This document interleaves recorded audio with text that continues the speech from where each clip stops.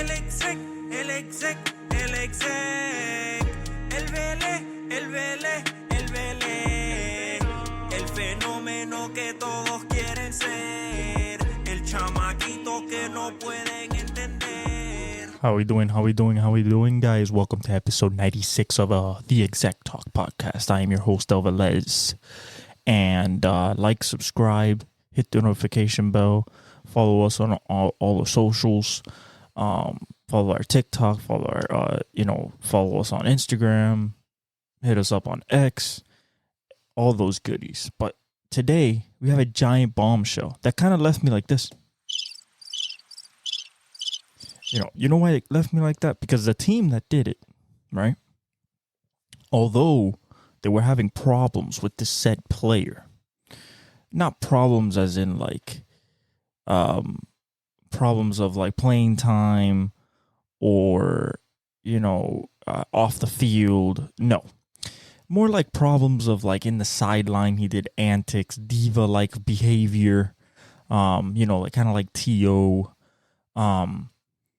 This is Stefon Diggs. Stefon Diggs today got traded from the Bills and Josh Allen to the Texans and C.J. Stroud. And for the Texans to pull this off is incredible. Now, also, the Buffalo Bills are taking a $30 million dead cap hit over the next 2 years because of this trade. $8 million this next upcoming year, which is not that bad, but the next year is going to be pretty bad. Now, how does this affect each team? Well, let's start with the Bills. The whole deal, I have it right here. I bookmarked it on X here. The whole deal was, let me see here, it was for a second round pick, but next year. So it wasn't this year pick, at least a high one. But the crazy, so yeah, for a 2025 second round pick. What does this do? Why would you do this? Well, for the Bills, there's two trains of thought. One is that you got tired of the bullshit. You got tired of his antics on the sideline. You got tired of him asking for targets, even though you were giving him 150, each year. You possibly looked at his playoff performances and how the team fared, and you were kind of thinking like, oh, why are we paying this number one receiver if when in the playoffs, in the moments that we need him the most, he kind of disappears? Granted, Josh Allen doesn't throw him the ball in the playoffs. That's been shown, especially the deeper they get into the playoffs. Either he gets jammed or Josh Allen just doesn't, either he doesn't get open or Josh Allen just doesn't look for him. We don't know. The jury's still out on that. But for the Bills, this is a conundrum. Okay, it leaves you confused as a fan, and I know Buffalo fans are kind of confused. They understand the move, but they're kind of confused. And the reason they're confused is because you guys are the Chargers right now. But unlike the Chargers, that you have the number 5 pick in the draft, you guys have the whopping draft number of, so you guys right now, the rounds go. You guys have the wonderful 28th pick. Okay, you know what that means?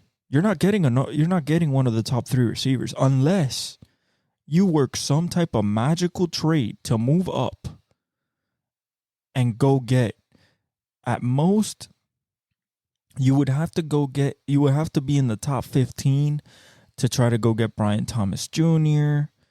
I don't think you're as ambitious. I don't think the Bills are as ambitious to spend as much as they have to would have to get into the top 10, especially that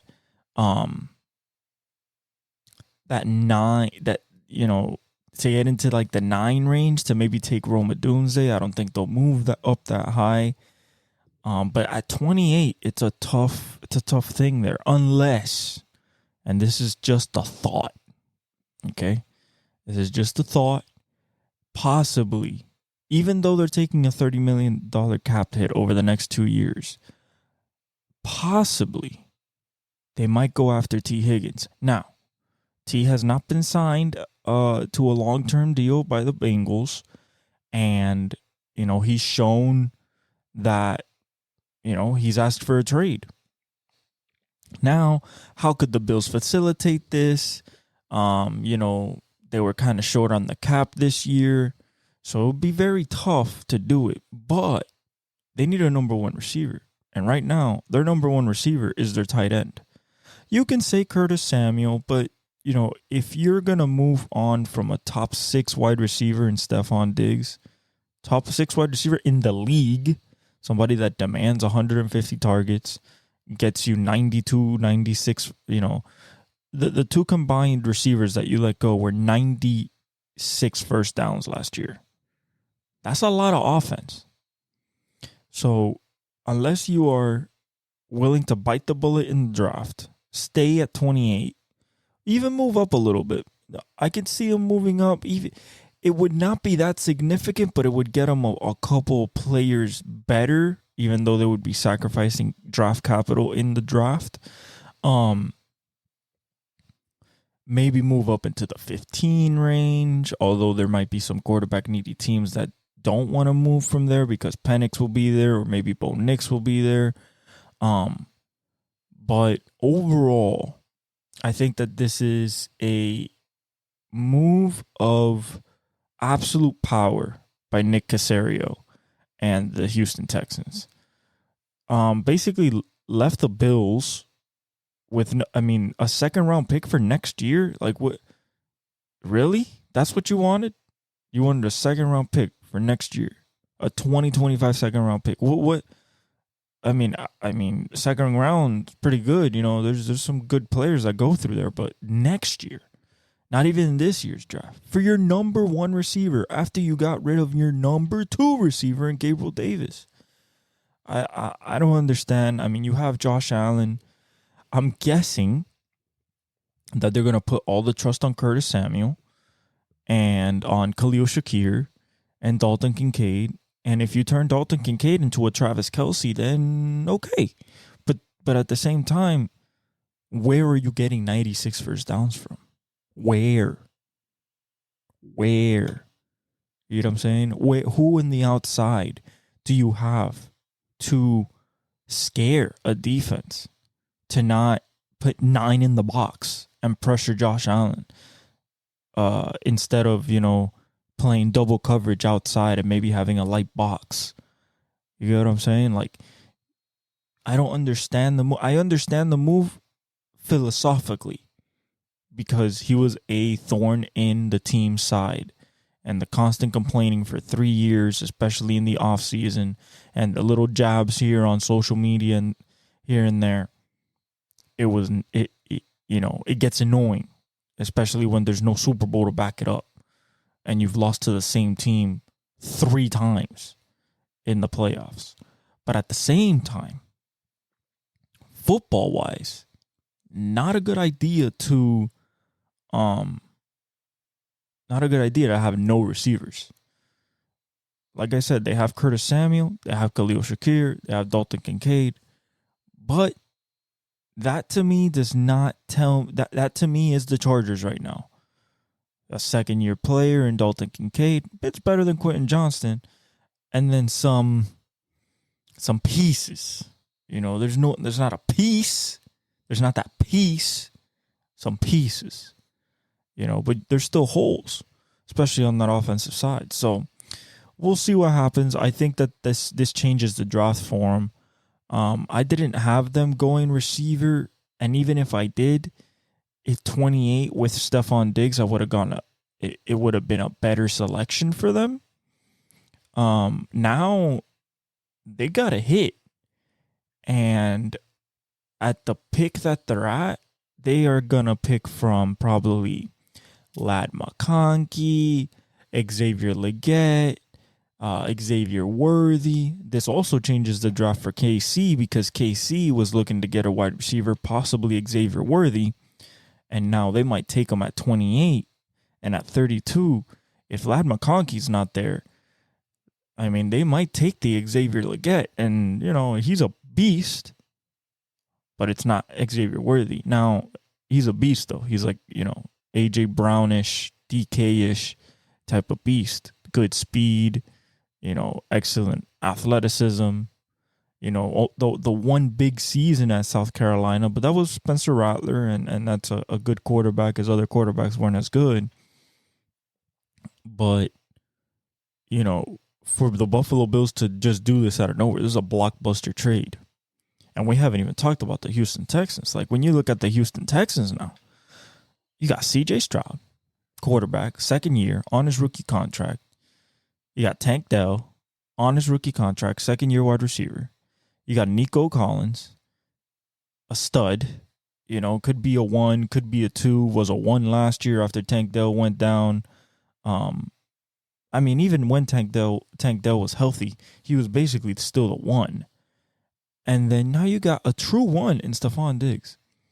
Now, one thing about C.J. Stroud and watching him play, obviously, is that you guys know that he, when it comes to being accurate, is like this. Yeah, he's scary accurate. So, the interesting thing for me is, what are you, as a defense, and I'm talking about any defense in the NFL at this point that plays them, what are you covering? Because, okay, let's say that week 1, you're not as scared of the trio. You're not as scared as maybe you should be. You don't respect it as much.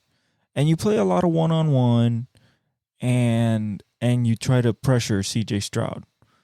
Well, he has a pretty good offensive line. It's probably only going to get better. With, another year with Laremy Tunsil, and, but if you want to blitz, you are leaving your guys on the outside out to dry. Okay? It's like leaving them out to the pasture and letting crows just eat them all up. Because Stefon Diggs can get off of press coverage. Tank Dell can get off of press coverage. And Nico Collins can get off of press coverage.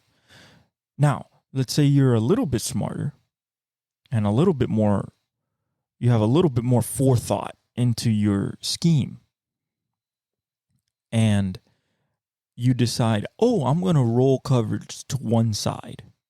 I'm going to roll coverage to, let's say you want to roll coverage to the strong side. You got Nico Collins, Tank Dell in the slot, Nico on the outside.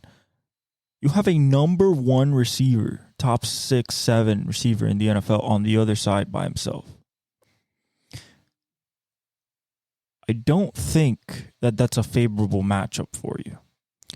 Because let's say you roll that coverage to that strong side, and then you leave your, supposedly, if you want to be ballsy, you could put your number 1 corner over there and then trust that the double coverage of your number 2, your nickel, and your safety over Tank Dell and Nico Collins, not considering that Dalton Schultz is also coming into the play, the tight end, and that's probably going to be a linebacker on him, or the other safety. And then you're talking about C.J. Stroud, a sniper, that if you give him a foot of space, he's going to fit the ball in there. He's not making mistakes. This is the conundrum. This is the conundrum of adding a Stefon Diggs type of weapon to that offense, especially Bobby Slowick. He's going to have him moving around. He's going to have him in motion. He's going to have him and Tank Dell moving. Like, it's going to be a twister, an absolute blender for anybody else that's going to try to cover them.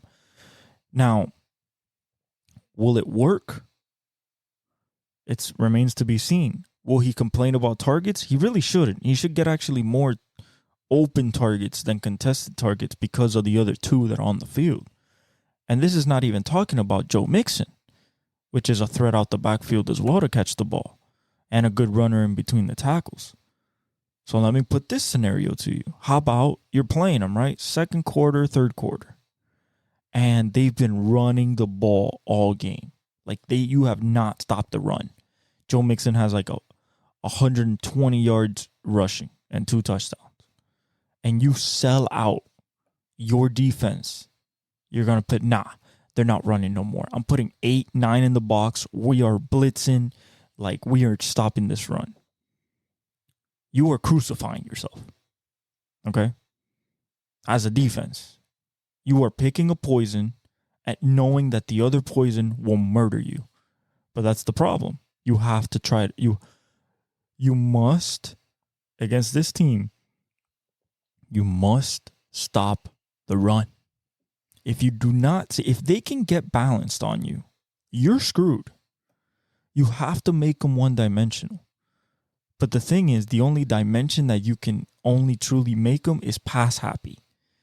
You have to make them pass happy. And what that means is basically like you stop the run so well, like last year, that they couldn't really run the ball in the playoffs. You stop the run so well that you know they're going to pass.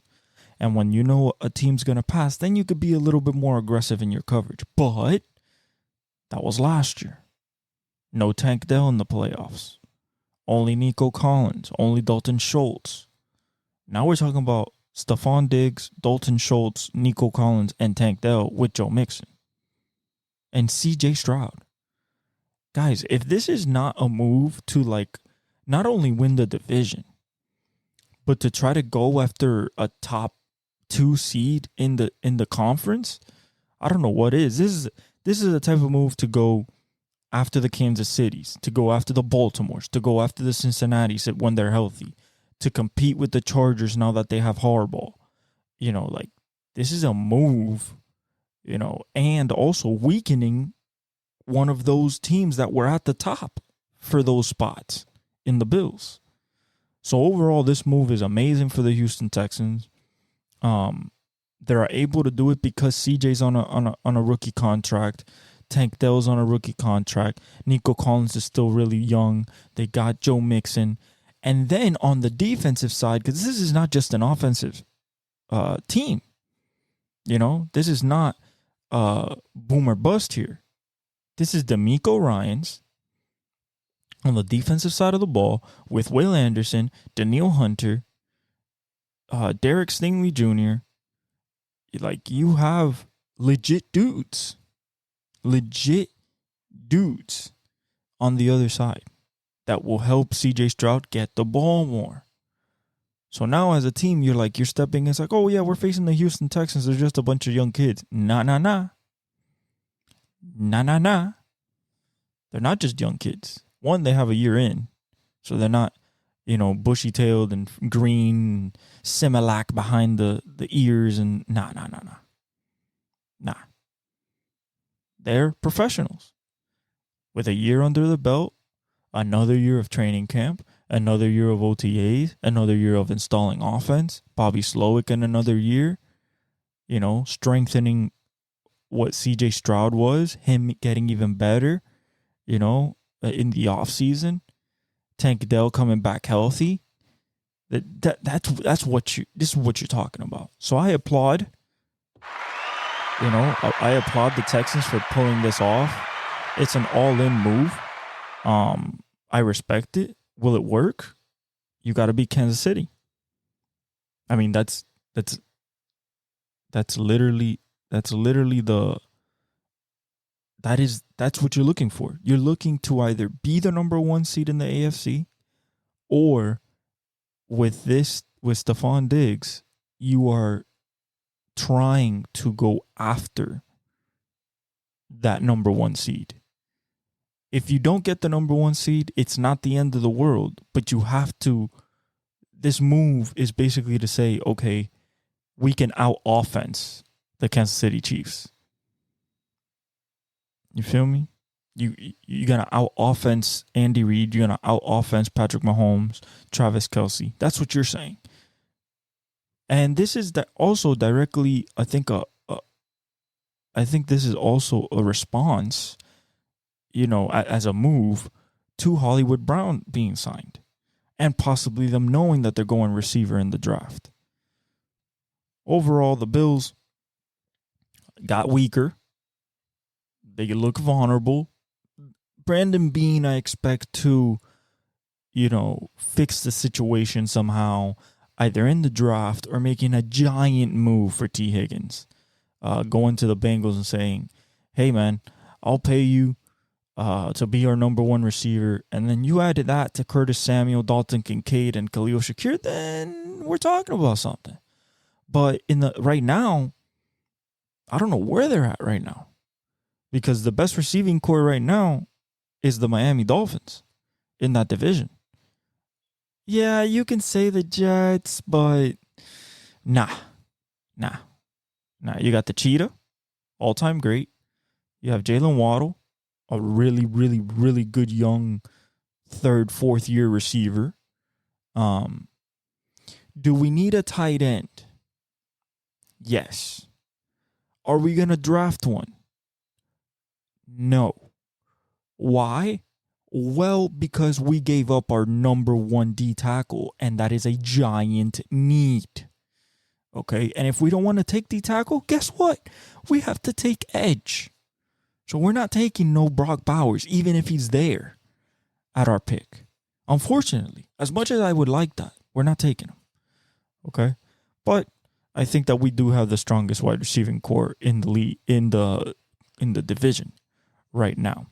Now, another thing that happened in the sports world, Rajon Rondo has officially retired after 16 years in the NBA. Most of you guys know he won championships with the Celtics and Lakers. Only player to ever do so, I believe. Won in 2008 with the Celtics with KG, Ray Allen, Paul Pierce, Doc Rivers, and then won with the Lakers in the bubble in 2021 or 2020. You got to understand what this guy brought to the game. This guy has been considered by LeBron and some of the all-time greats as one of the best point guards of all time, one of the best minds in basketball. LeBron said in a podcast when they asked him, when you were with the Lakers in that 2020 championship, when you were in the Western Conference Finals, or when you knew you were heading to the finals, when you had just won the Western Conference Finals, how did you know that how were you gonna out-coach the other team? And he said it pretty simply. Him and Rondo, they sat together and they said, if Miami gets through, LeBron has Spo, as in like he is the one that's gonna cover for Spo and his defense and everything and break it down for the team. And if the Celtics get through, then Rajon Rondo had Brad Stevens at the time. And that's how it was. And it's funny because LeBron, by him, basically destroyed the Miami Heat in that series. He was the finals MVP and everything like that. But it's crazy that LeBron, which is considered one of the top 3 basketball minds ever, gives those type of flowers to Rajon Rondo. And that's not even talking about what he does on the floor. He's one of the best passers the NBA's ever seen. Not leaders in assists and everything, but just as a leader in the locker room. Just a floor general. He's like a true floor general. He's your Chris Paul type, your Jason Kidd types, your old school point guard, orchestrate, be a maestro. Also a defensive menace.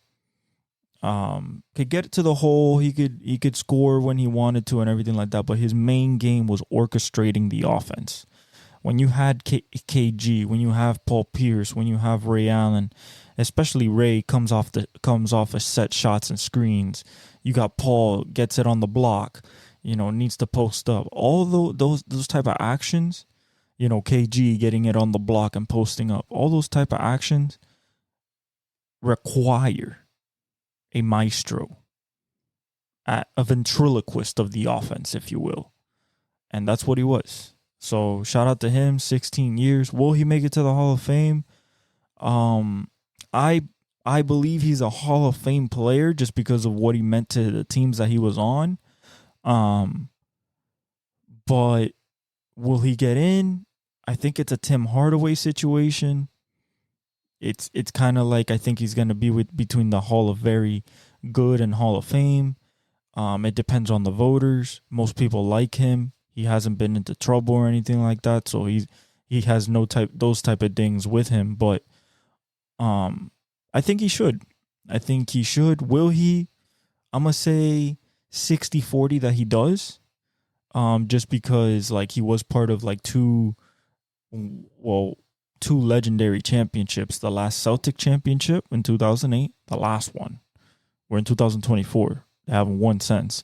And then the last Laker championship up until now, and I think it's going to be the last Laker championship for a while, excuse me. But, shout out to him. I saw his whole career. I mean, an absolute maestro.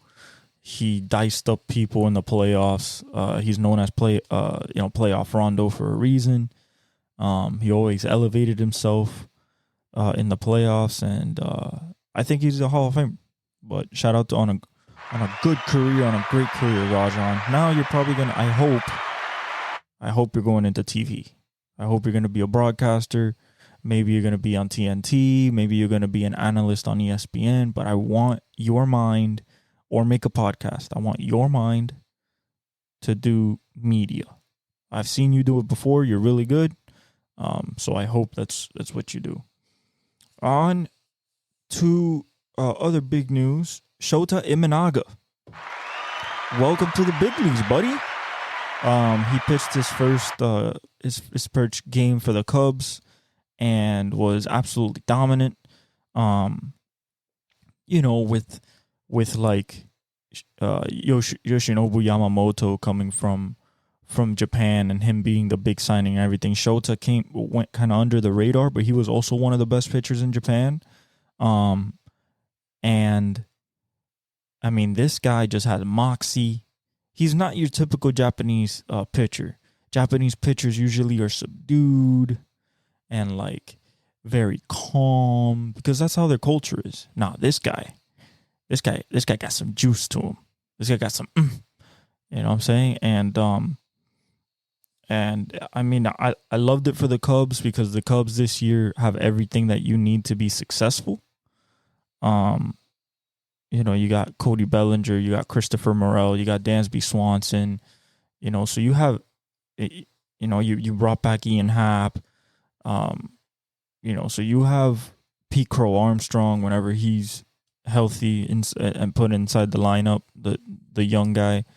And then you also have pitching. You have Justin Steele, and now you have Shota.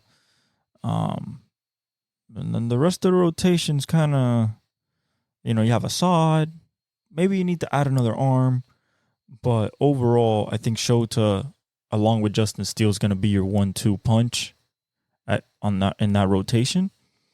And splitter plays. I mean, this guy has some balls. This guy's a left-handed pitcher. He was pitching to a right-hander and pitched a 93 mile per hour, multiple times, 93 mile per hour inside fastball.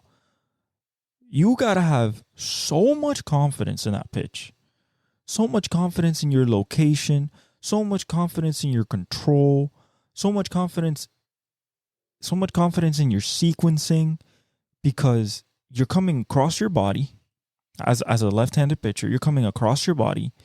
So that ball is kind of coming in on the hitter. If you miss by one quadrant, because where he was pitching middle in. The problem with pitching middle into a right-hander as a left-hander, just because you're coming from the left-hand side to the right-hand side, the ball travels a little bit more in the air. That means there's a little bit more time for the hitter to recognize it. And at 93 miles per hour, it's not getting in on him as fast as a Spencer Strider 99 mile per hour, a Garrett Cole 98 mile per hour, a Bryce Miller, George Kirby. You're not getting that elite velocity. But what you are getting is location. And location will beat speed 9 times out of 10. Precision.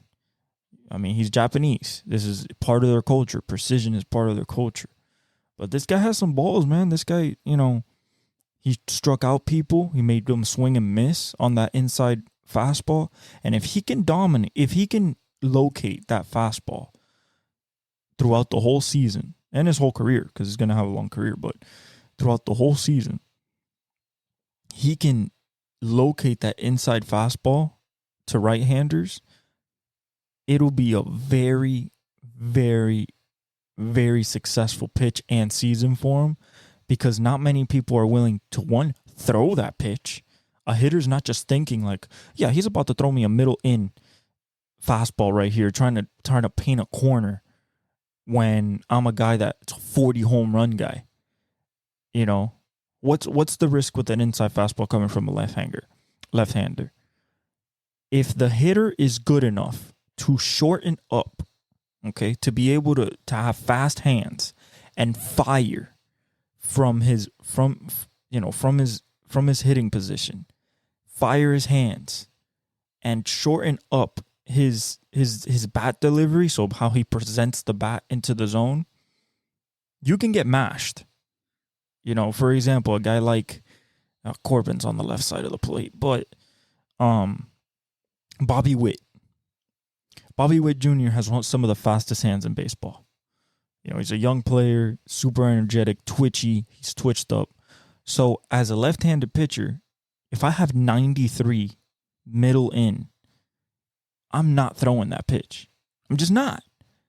Because I look at the hitter, I look what I'm facing, and I know that he has the hands he has a fast hands in order to shorten up his bat path and get through the zone and get some good wood on that fastball.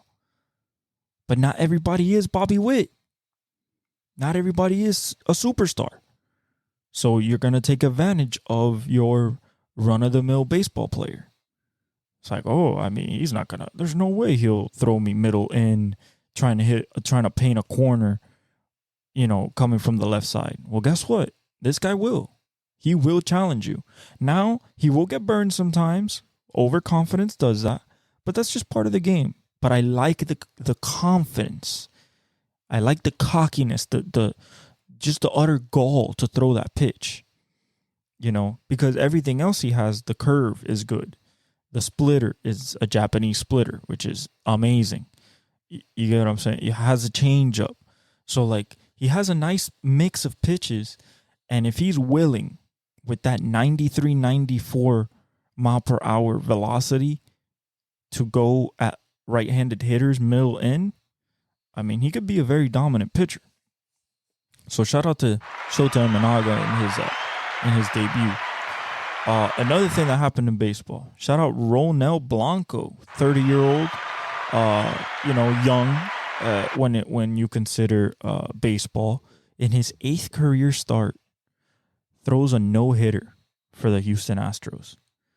And it was interesting because he dominated with a pitch that he rarely used in his first 7 starts. And that was the changeup. I'm talking about 3.5% pitch usage of this pitch. He basically didn't throw it. He didn't use it. And he threw 40% changeups in this game. And it was nasty. It was working. It was working from the first inning. He walked the first batter. And after that, stand him up, sit him down, because that's how it was. And it was good because McCullers is hurt or Keaty's hurt, and having those guys hurt, really puts a strain on the rest of the rotation, on who you're going to bring up, JP France and Hunter Brown, and, and all the young kids.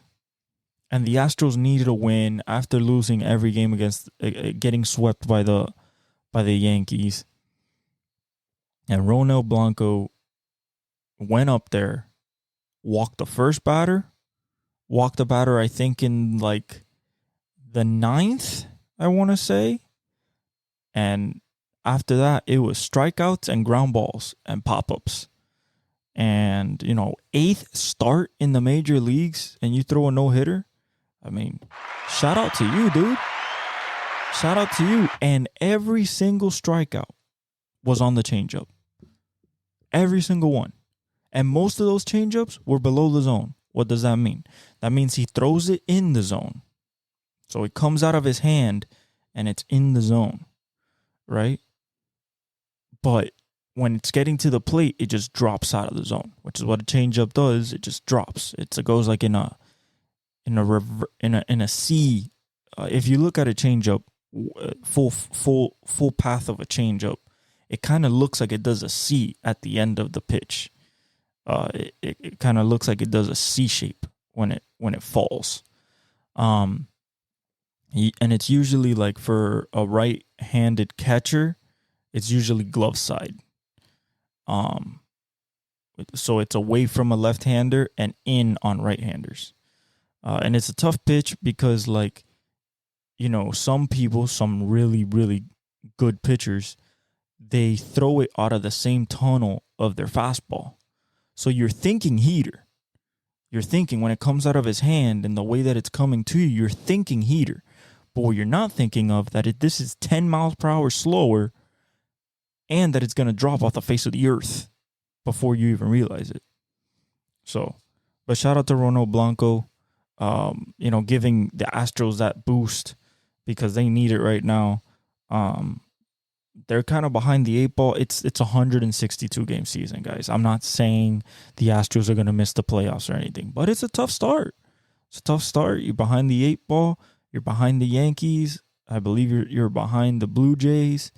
When it comes to the whole AL, the AL West, you're already behind Texas Rangers. You don't want to be behind the Texas Rangers. You don't want to be behind, the other teams in your division that could possibly be a threat to you. The Seattles. You don't want to do that. It's a 3-team race right now. It's you, Seattle, and the Rangers. And the Rangers are looking really good. We'll get to that in the whole baseball segment of the pod. But now let's move on to the NBA. And, in the NBA, we have around 7 games left. Okay? Around 7 games left. Somehow Milwaukee, because, actually, I don't know why. I guess if they lose 7 in a row, they could be out of the playoffs, but Brooklyn is eliminated. So as soon as Brooklyn is eliminated, I don't know why Milwaukee hasn't clinched, Cleveland hasn't clinched, Orlando hasn't clinched. Like, there's no way for people to, Chicago and Atlanta are both in the play-in already. They're already locked into the play-in. So I don't know why ESPN just doesn't basically lock the playoffs as they are, at least for playoff berths. Playoff berth doesn't mean you're locked into your position. Playoff berth just means you're going to the playoffs. But at the same time, I could understand it because Milwaukee can lose 5 in a row and then be out of the playoffs and then be in the play-in. So I understand why they haven't, quote unquote, clinched the playoff berth yet. They're only. I'm not talking about Boston. We've already talked about Boston this whole year. They already clinched the number 1 seed, but they're gonna fail in the playoffs. Okay, we all know this. Whether it's in the first round, whether it's in the semis, whether it's in the conference finals like it was last year, or whether it's against Denver in the finals, they are not mentally built for it. Okay? They've This is the 6th year, 7th year in a row where they're going either deep into the playoffs or to the finals. And because of Jason Tatum, because of Joe Mazzulla, because they want to shoot threes and threes and threes and threes and live by the sword and die by the sword. And in the fourth quarter, they don't move the ball. And you have the slowest pace in the NBA in the fourth quarter. And you have one of the worst field goal percentages in the fourth quarter, like especially from your stars. I just don't think that they have the requisite amount, not talent. That's not what we're talking about here. They have talent. They're the second best starting five in the league. No, I am talking about mental toughness. I am talking about the ability to adjust to somebody playing you a certain type of way. That's why Miami beat them last year. And you could say Porzingis and Drew Holiday are going to change that. Bullshit, because it's still in the fourth quarter. Who are you going to? Jaylen Brown, Jason Tatum. That's who you're going to. Number 0 and number 7. Everybody else is a complimentary piece. And if they turn over the ball, if Jaylen Brown can't go left, if Jaylen Brown is your best player and Jason Tatum is not your best player, you will lose. You will lose. The Knicks are better. 76ers are no longer a pushover. They have to get out of the play-in because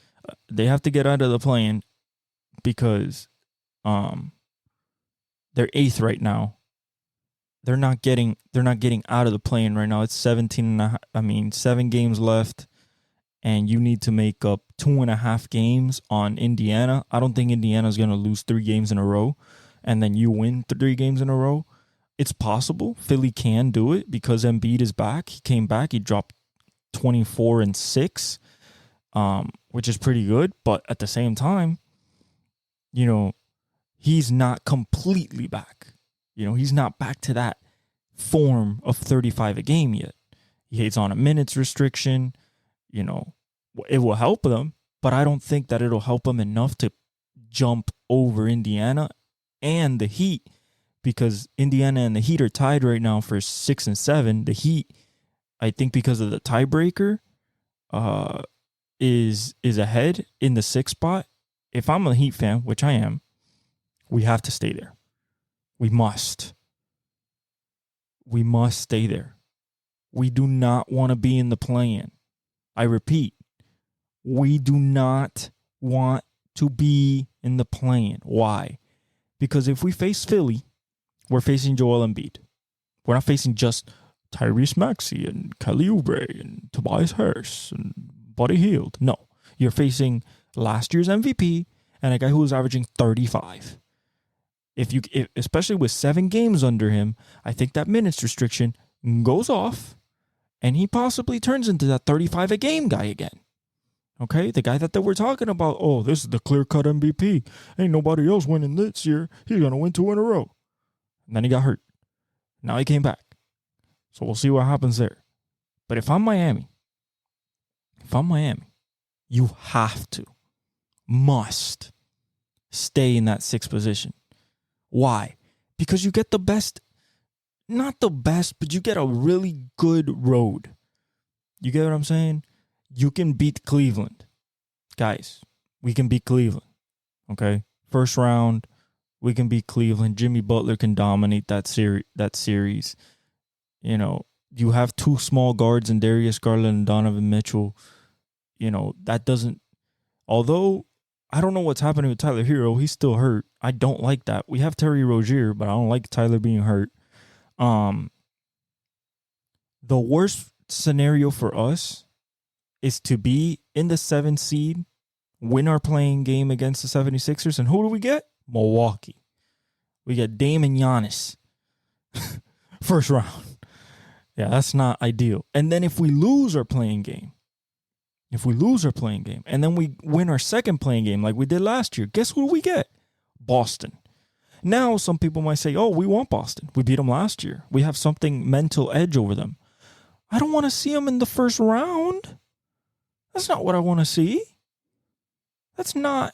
I can see them later, maybe when they're a little hurt, maybe when they've been tested a bit, and there's some tendencies that you can exploit. Not straight out of rest and, full home court advantage. Like, I don't want to. That's not how I want to do it. We beat them last year with them having home court advantage. We beat them in their floor. But as a Heat fan, after going to the finals last year, I would like an easier road. If I have a chance to possibly meet Boston or Milwaukee in the second round, just postpone it around and give myself maybe the opportunity to figure out some things offensively, because right now we cannot play half-court offense for shit, okay? Especially in tight games. I love Spo. I love Jimmy. I love Bam. But my God, when we need a bucket in a close game, our bucket is our defense, okay? Not our offense. We need our defense to create an opportunity in transition to get a bucket. Because our half-court offense, oh my God, awful. Awful, okay? You know why? Because we still only have a 1.5 net rating right now. A points differential of 1.5 points. You know what that is? Nothing. That's a basket. 2 points. That's it. That's the difference right now of us outscoring our opponents. 1.5 points. That doesn't work in the playoffs, guys. And Jimmy Butler. Jimmy, listen. If you're going to turn into playoff Jimmy, okay, which I know you will, I need you. I implore you. I beg you to take 20 to 25 shots a game. Jimmy, we cannot go into the playoffs and you shooting 15 shots. You are our best player. I get that you love to pass, okay? I get that you can get 10 assists, 15 assists if you wanted to. But how about, let's say this. If you don't want to be a scorer that night, if you just don't feel like it, you don't feel like the team needs it, all right. Then give me 15 to 20 assists. Don't give me this bullshit game of 20 points and 8 assists. Don't give me that. That's not going to get us anywhere. Yes, Bam is better, but where's Tyler? Tyler's going to come back. Is he going to be completely healthy? Is he going to be completely efficient? Terry Rozier, will his shot translate into the playoffs? Kevin Love is back. Will Caleb Martin keep hitting his threes? Haywood Highsmith, Nikola Jovic, what's he going to do? You know what I'm saying? So, Jimmy, please, for the love of God, please, if you want to win a championship, 25 shots a game, okay? And I need you to be efficient. I can't have you doing turnaround jumpers off your left shoulder while you're getting double covered. Nah. No. What I need from you is a consistent threat from anywhere that you are on the floor. That's what I need from you. A consistent threat. What does that mean? Cut like you usually do. If you're one-on-one, bully the guy in front of you. Don't just kick out the ball. Look, I'm just gonna pass it. I have a one-on-one, but I don't want this. Like, come on, man. You really are that dog. But we need that dog to score more points, to be more aggressive from the tip. Not in the third quarter, not in the middle of the second. No, from tip. We need you 10 toes down, standing on business. You know what I'm saying? You feel me? We can't be in like fourth quarter, lollygagging, having 18 points. We're down by 5. No, we cannot. These teams are too good in the playoffs. Our defense is going to get us only so far. We saw it last year against Denver. We couldn't stop Jokic. And guess what? We couldn't score. Okay? That's embarrassing in this day and age in the NBA. Okay? So I need you to score. Okay? Orlando's going to be a big surprise. Right now they have home court advantage. They're in the 4th seed. They would face the Knicks. It would be a very interesting series. And I'm being extremely honest with you guys.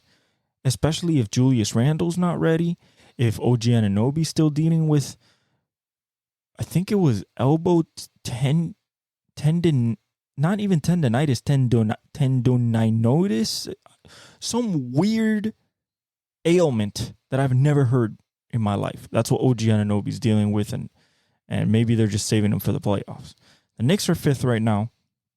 They're only half a game back of 4, so that can change within the next 7 games. Orlando's only 1 game back of Cleveland for the 3rd seed, which is insane. We're talking about an Orlando team that was out of the play-in last year, one of the worst teams in the East. And 2 years in, not even 2 years in the 2nd year of Franz and Paolo being together, you're talking about a top 6 seed? That is incredible. That they skipped the year. They skipped the OKC year that they had last year, where OKC was kind of flirting with the play-in a little bit and lost in the play-in. No, they skipped that year. They said, fuck it. We are, I don't say that lightly, but literally that's what they said. Because essentially, Paolo, Franz, Jalen Suggs, when you look at Wendell Carter Jr., Markelle Fultz to a lesser extent, they have lived and died this year by their defense. Now, they can score. They have a plus 2.3 point differential. That's not a lot. I understand that's not a lot. I mean, look at Boston, 11.7, but that's like an all-time great mark. So even Milwaukee's at 3.2, and their offense is not really playing that well that we're speaking about. They just lost to Memphis, guys. 7 games left, and they lost to Memphis. I don't understand. With Giannis. I don't get it. But you're supposed to be playing at your best. Dame is, taking a rest or hurt or something. They have Patrick Beverly starting. I mean, it's a mess. I don't know how Giannis just doesn't beat Memphis. Like, I don't get that. But I digress. The most fraudulent team that I see in the top 6 right now has to be the Cleveland Cavaliers. It just has to be. I've seen what the Knicks can do when they're healthy. I know what Miami can do in the playoffs. Excuse me. Orlando. When your game, when your scheme, when what your team plays is based off of effort and defense, you can go far in the playoffs. And it's not like they don't have talent. They have a number 1 pick as their best player. They have one of the best international players in the world in Franz Wagner, a gold medalist in Franz. They have his brother. They have one of the best defensive guards in the league in Jalen Suggs.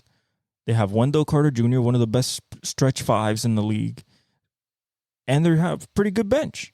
Anthony Black and Markelle Fultz and length, and you have Jonathan Isaac, Caleb Houston shooting from the outside. So you have Joe Ingles shooting from the outside, Goga Batadze, so you have a pretty good roster and a good coach. So they might surprise some people. They might beat Cleveland. Maybe. They might beat Cleveland. Actually, no, they might beat beating the Knicks, though. That is a tough matchup for them round 1. That's a rock fight. However long that series goes is a rock fight. It is literally defense versus defense and who can actually score. And it's going to turn, I think, into a one-on-one game. And in that aspect, I think Jalen Brunson for the Knicks, it has a stronger overall game to be able to win those type of matchups. He's done it before. He did it last year. But Paolo can just wake up. Guys, we're talking about a number 1 pick last year. This guy can be a superstar. He has that type of ability. He has that type of personality. He's a 6'9", 6'10" wing that can shoot from the 3. He can post you up. He can cross you up. He has a good handle. He can hit you with a fadeaway. Like, this guy's everything. Do it all. And he can play defense. So, Orlando's really, really, really, really interesting. I don't think Chicago or Atlanta are doing jack shit I think they both lose. I mean, actually, honestly, when I think about this, the playing scenario, if Miami's not in it, the two teams that are getting out of there should be Indiana and Philadelphia. The Pacers and the 76ers that right now are the 7th and 8th seed. That's what I expect to get out of the play-in. I don't expect Chicago to get out. Maybe they get lucky. They do get out, but then they get swept. So why? That makes no sense. And you are risking, as Philadelphia better win against the Pacers in that playing game, if that's what the playing game is. They better win. Because you don't want Joel Embiid in a do-or-die situation to make it to the playoffs, to then get Boston round 1. Which you might say, oh, they could go with Boston. Yeah, they could, especially with Embiid.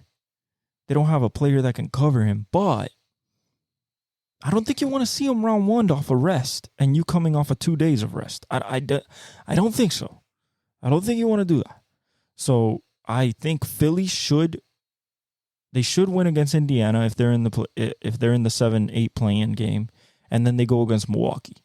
I give them a better chance against Milwaukee in the first round, that they have continuity issues and Dame and Giannis haven't figured it out, even though I expect them to figure it out in the playoffs. But I think they have a better chance of beating Milwaukee and moving on to the second round than to go directly against Boston round 1. That's just me. On to the West. Okay? Remember that Tuesday, Minnesota was the 3rd seed. Well, today, on Thursday, well, this is actually Wednesday night, but you're going to see this Thursday. On Thursday, Minnesota's number 1. Oh, Denver's number 2. OKC's 3. This is what we're talking about. With 7 games left, this is going to keep shuffling around. Why? Because if Minnesota wins, they stay. If Denver wins, they stay. As soon as one of them loses, the other one wins. So that's why they keep changing.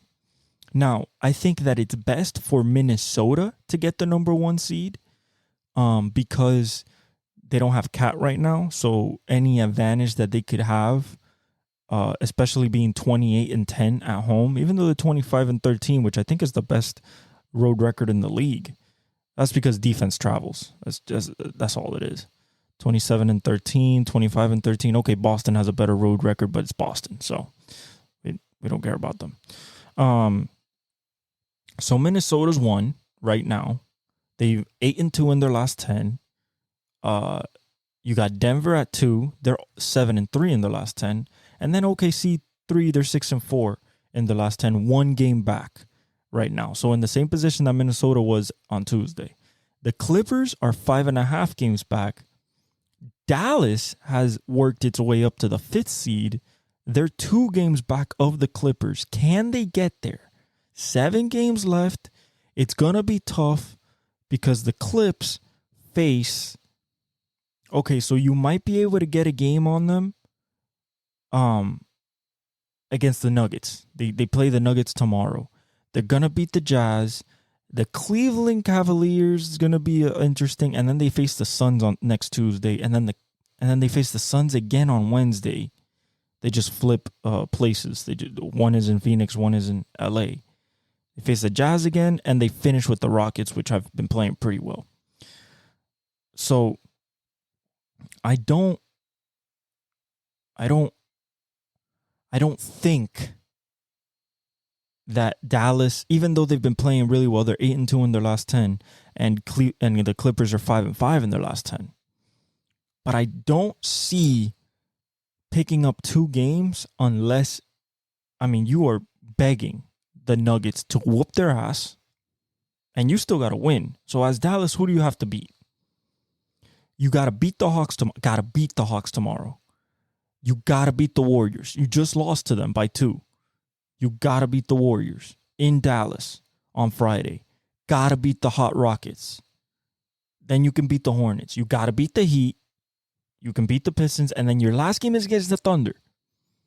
Which is a giant game for the Thunder, because if they're still in that flippity floppy in that last game and they lose that last game, that could be the number 1 seed.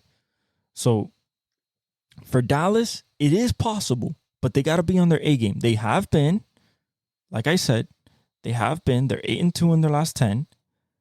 They just lost against the Warriors. But I think that with Luka, Kyrie closing out the season, I think that they could make it to that 4th seed. Now, if they make it to that 4th seed, now you're facing the Clippers.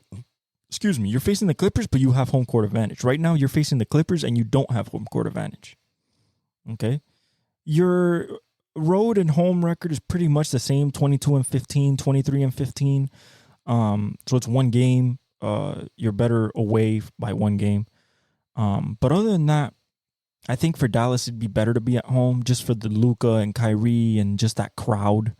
I believe they can beat the Clippers in the playoffs. But at the same time, I think it'll be such a great series because if you look at the matchups wise, the Clippers might have a little bit more depth when it comes to superstardom, but Dallas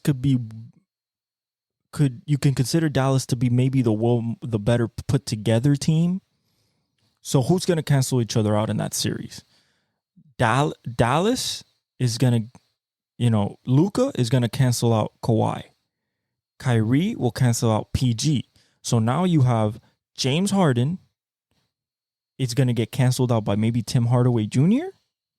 That's where the difference is right there. You got James Harden against Tim Hardaway Jr. Now, you are hoping, as Dallas, that James Harden goes back to his regular antics in the playoffs and chokes. Mr. Choke Artist himself. They got a Copa Choke Artist in that team. But, they're relatively healthy right now, and I just don't think that you want to see Kawhi in the playoffs. But then again, you don't want to see Luka or Kyrie in the playoffs. So I think it'll be a fascinating series, possibly go 6 or 7 games. But right now, we don't know that that's the series we're going to get because right behind Dallas, half a game back, is New Orleans. Now, they're 5-5 in their last 10. They're kind of lost some steam from when they were rolling. But their remaining schedule is as follows. Got to beat the Spurs on Friday. You got a tough test against the Suns. You got to beat you got to destroy the Trailblazers. You got to beat the Kings. You got to beat the Warriors in San Francisco.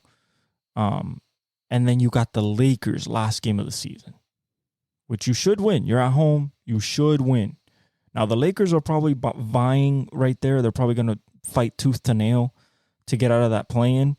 I don't think they can right now, but, they're going to fight that game. But you got to win that game. Now, half a game back behind them, you got Sacramento. Sacramento 6-4 in the last 10. They're kind of the Cleveland Cavaliers of the West. Even though they had more success last year, they still lost in the first round, but they put up more of a fight going 7 games against Curry and the Warriors. But they're in the play-in against Phoenix Suns. Think about this, guys. This is what's going to happen. You are either going to get Kevin Durant against De'Aaron Fox in the 7-8 game, and Kevin Durant can lose that game and have to beat LeBron or Curry to get into the playoffs as an 8th seed. That means that the play-in game that is going to be most watched is going to be Lakers Golden State. And why do I say that? Even though Phoenix is only 1 game up, actually, Phoenix and Sacramento are only 1 game up on the Lakers right now. And the Lakers are 8-2 and won 3 in a row. Golden State is 7-3 and won 5 in a row. But the Warriors have dug themselves in such a hole that they're 2 games behind the Lakers for the 9th seed. Now, the Lakers are 9.5 games from the number 1 seed, and Phoenix and Sacramento are 8.5. So that's a game, which you can gain a game in seven games. When we look at Sacramento, who they're facing, they're not going to beat the Celtics. They might not beat the Knicks. So that's 2 losses right there, back-to-back days. These are back-to-backs. Thursday, Friday, Knicks, Celtics. That's tough. You're gonna beat the Nets. You go against the Thunder on Tuesday. You go directly against the Pelicans on Thursday. Then you go Suns next Friday, and then you finish off with the Trailblazers, which should be a win. That's a tough schedule finishing out. That's a tough schedule to try to hold that 7 seed. Now, if you beat New Orleans, you could possibly jump into the 6 seed and, dodge the play-in altogether. When we look at the Suns got Timberwolves on Friday, which is probably going to be also for the number 1 seed for Timberwolves, going to be a big, big game. You have Pelicans, Clippers, Kings, Timberwolves. Holy shit. You got Timberwolves, Pelicans, Clippers, Kings, Timberwolves. Timberwolves fighting for the number 1 seed. The Clippers fighting for the number 4 seed. And the Suns trying to get out of the play-in. Directly in lockstep, and the Kings directly in lockstep with you trying to get out of the play-in. Whew. The Suns got it tough. And then we look at the Lakers. Who got the Lakers left? Cavaliers on Saturday. Lakers should win that. You got the Timberwolves on Sunday. Big game. Warriors on Tuesday. That's insane. That game is absolutely crazy. Grizzlies will probably win, and then they finish out with the Pelicans next Sunday. And then Golden State, you gotta beat the Rockets, and they're hot right now. That they're tomorrow, Thursday. Then you got go against the Mavericks again, but in Dallas. Then you got to beat the Jazz. Then you got to beat the Lakers in LA. Then you got to beat the Trailblazers. You go against the Pelicans at home. And then you finish out with the Jazz. So the path for them is still tough to even think about getting out of the 10th seed. And you can't slip up because Houston is 8-2 in their last 10. Even though they're 3 games back, if you slip up, Houston can catch you. They're not eliminated yet. They're the only team in both conferences because Brooklyn got eliminated already. So the rest of the Eastern Conference is already eliminated. The playoffs are the teams are kind of set. But Houston's the only one in the Western Conference that's not in the playoffs or the play-in that is still mathematically alive to get in. So that's the NBA. Now let's go to our first MLB standings report of the season. We want to talk about baseball. Let's look at the standings. Okay, New York is 6-1. The Yankees in the AL East. Boston, we thought they were going to be horrible. They're 5-1. Baltimore's 4-2. Toronto's 3-3. Tampa Bay's 3-3. That's going to be an absolute gauntlet. A gauntlet of a division. Definitely a coin toss between them and the possibly the I want to say the NL West, between what the toughest divisions in baseball are. But even the AL West, the AL West is pretty stacked if you take Oakland out and you take Anaheim out. But the Angels out. But I expect the Yankees to keep going. I don't expect them to fall off. I expect Boston to fall off. They just don't have the requisite amount of just overall raw power offensively. I think they're just on a heater now. And even the pitching is kind of suspect. Baltimore should be up there all the time. Toronto's going to be the wild card. Are they going to be offensively viable? Is their pitching good enough? And then Tampa Bay, they'll somehow figure it out. AL Central, we all thought the Tigers were going to be good. They're 4-0 right now. Cleveland's 5-2. The Twins are 3-2. KC's 2-4. And then the White Sox are going to be trash all year. Probably bottom 2 in the whole league in all the majors as a horrible team, along with the Oakland A's. Surprising to me was KC. They've had a tough schedule to start, but I thought KC would be a little bit more better with Cole Reagans and Bobby Witt Jr. and Michael and Pasquantino being healthy. But, like I said, guys, I got to be realistic. It's only 6 games in. It's a 162-game season. The AL West Texans, the Rangers are first. They're 4-2. The Angels are 4-2. Interesting, but they've faced like no one, and that means the Marlins. Seattle's 3-4. Houston's 2-5, but they got swept by the Yankees, so I don't expect that to continue. And then the A's are probably the worst team in baseball. And when I see these highlights of the A's, it is embarrassing. Absolutely embarrassing.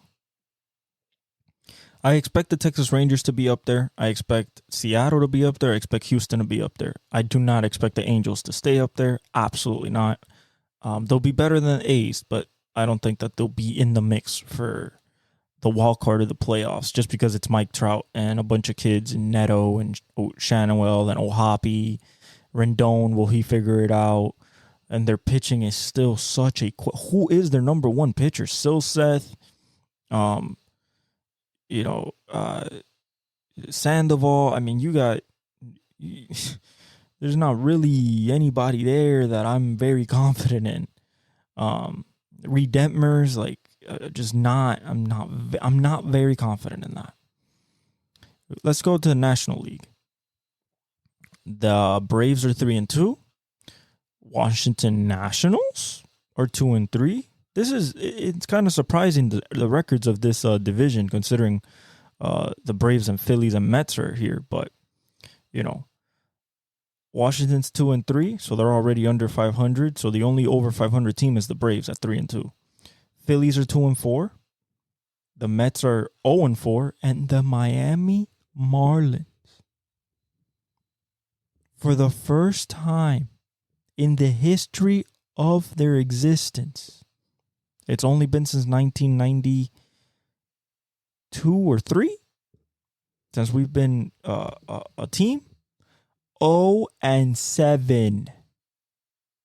Let me repeat that. 0-7. You know what that means? We are a AA team in the majors. Okay? We're a laughing stock. Okay?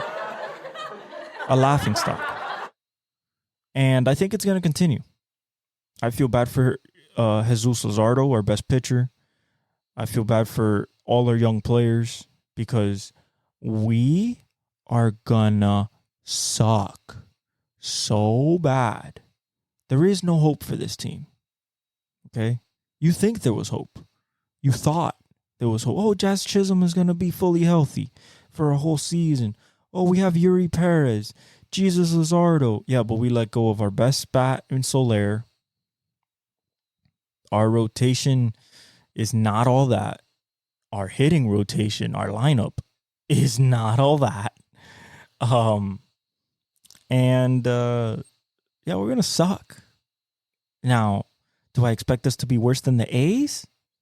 No. But right now they have a win and we don't. So, we'll see about that. But we suck. Okay? We suck. Donkey poop. Doo-doo. Poo-poo. Ka-choo. We suck. Okay? And I expect it to continue. 0-7 is ridiculous. We're already 4 games behind the division. Like, we're so bad. The Mets are 0-4. I don't expect that to continue. They're way better lineup and rotation than us. But they can struggle, because Washington, I expect them to be a little bit more frisky this year. The NL Central, Pittsburgh is 5-1. Now, you might say, "Oh my God, they were hot last year." I think they can keep it up this year. Brian Reynolds is playing like Brian Reynolds. O'Neal Cruz is mashing like O'Neal Cruz, although he He hit 7 bombs in spring training. He only hit 1, I think, or none yet. Key Brian Hayes is hitting the ball hard and putting the ball in play.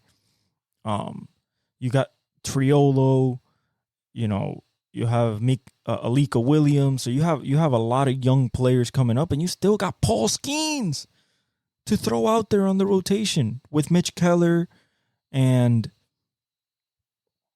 you know, Mitch Keller.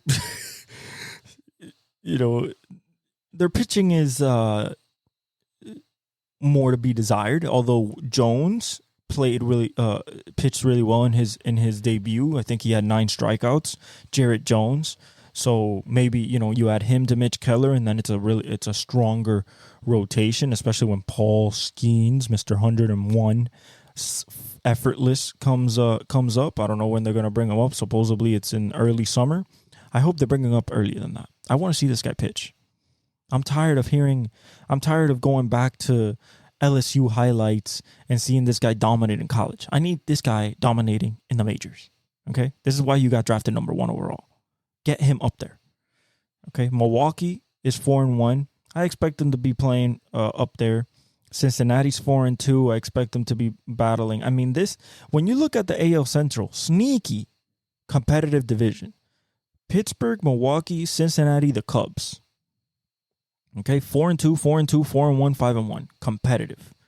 And then St. Louis, I expect them to be dragging behind 3-4. They just haven't fixed everything that they need to fix. They're kind of old. But Pittsburgh and Cincinnati's who I'm looking for to really take the step in that division, who I expect and can see winning the division, you know, at the end is the Cubs, because they have Belly, Shota, Justin Steele, you know, Christopher Morel, Dansby Swanson. You know, they have a pretty good team overall. Would I be surprised if Milwaukee wins it? No. Would I be surprised if Cincinnati wins it? No. Would I be surprised if Pittsburgh wins it? A little bit. But I wouldn't be surprised if they make the wild card. That team is pretty good on paper. And then we go to the NL West. We have the Thanos of the MLB, the LA Dodgers. Mookie Betts is already on an MVP streak. Basically, he has 4 bombs in the first 8 games of the season. Freeman's playing great. Shohei hasn't woken up yet. You know, he's getting on base and he's driving runs in off of pop flies and some singles, but he hasn't woken up yet. You know what we're talking about. Shohei, you know, 450 plus foot bombs is what we're waiting for from Shohei. So he hasn't woken up yet. The whole lineup is disgusting. Gavin Lux hasn't really woken up yet. Will Smith, Teoscar Hernandez is also another power threat. He looks comfortable. Kike Hernandez. I mean, that team is so stacked. James Outman, Jason Hayward, so stacked. And then pitching, you want to talk about pitching with no Clayton Kershaw. You got Bobby Miller, Tyler Glasnow. Yoshinobu Yamamoto. That's without Kershaw and without Walker Buehler. You know what I'm saying? Hopefully they come back, and then you have a rotation that's basically indestructible. Arizona's 4-3. Ketel Marte's playing well. Corbin Carroll has been in and out of the lineup. I don't understand what that's about. But you know, I expect him to be posting a lot more consistently. Christian Walker's playing well. Lourdes Gurriel's playing well. Zach Gallen is pitching well. You know, you still got Merrill Kelly, Brandon Pfaadt, you know, Ryan Nelson. So you have good arms in that rotation. I expect them to be there all year. I like their offense. Want to see more of a wake up from Gabriel Moreno and Polanco or Perdomo, but overall, I like what I see from Arizona early in the season. The Padres are 4-5. Tatis is playing well. Xander has to wake up. Cronenworth has to wake up. Manny has to wake up, but they're playing pretty well. They're 4-5. They've had to face the Dodgers in and soul, so that puts them behind the 8 ball, but I don't expect that to affect them. The Giants, Young Hoo Lee has not woken up truly yet. He's still kind of feeling his way at the plate. I love the Matt Chapman signing. I mean, absolutely raking already, going back to Matt Chapman that he was. You have Wilmer Flores, Lamont Wades. You have some bats in the rotation, in the lineup. But what I really love about this team is the pitching, man. Logan Webb, Kyle Harrison. Just you got Logan Webb and then a bunch of young arms that can really throw the ball, Harrison especially. And then, of course, at the bottom, 1-6, going to be horrible all year, along with the Marlins and the A's. Colorado. Garbage. I mean, absolute trash. Nolan Jones, Brian McMahon. I mean, I feel bad for all these guys. Ezekiel Tovar, good players, but pitching, absolutely non-existent. Okay, I'm talking about non-existent. Okay?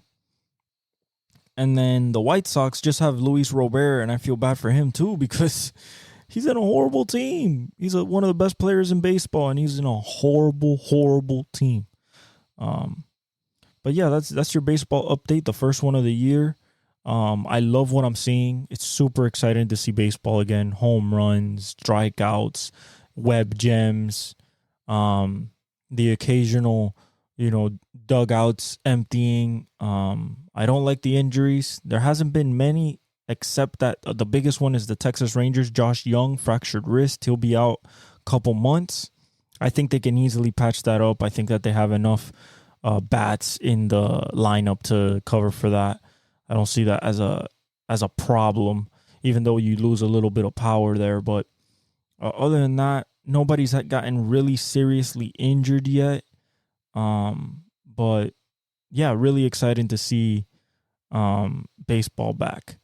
And with that, we get to our last little thing, which is Formula One. They're going to Japan, and I'm gonna have to watch a race at 1 a.m. And I'm gonna have to watch qualifying at 2 a.m. because that's when they qualify in Japan, and that's when they air it over here. You feel me?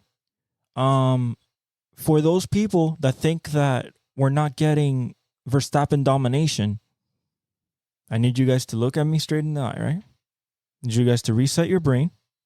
Press the reset button. Well, you've seen the failure of his brakes, the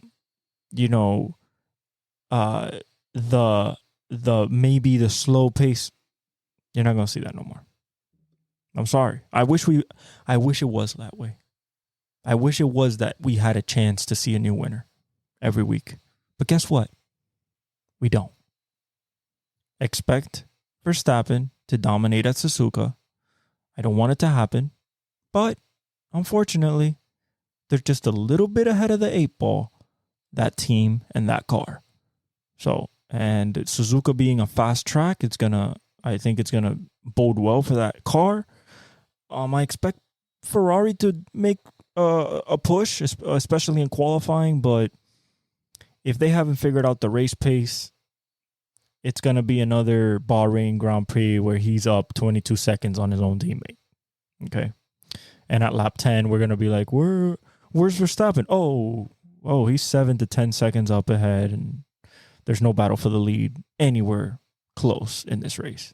It could be like that. Or we can be imaginative, and you can have imagination and pixie dust and be like, yay, we're going to get different winners and it's going to be a championship for the ages. Yeah, how about you turn off Formula One and come back in 2026 when they have different cars, and maybe, just maybe, the domination of Red Bull doesn't exist. And then also, NASCAR is heading to Martinsville, the paperclip. Yes, there is a racetrack that is known as the paperclip.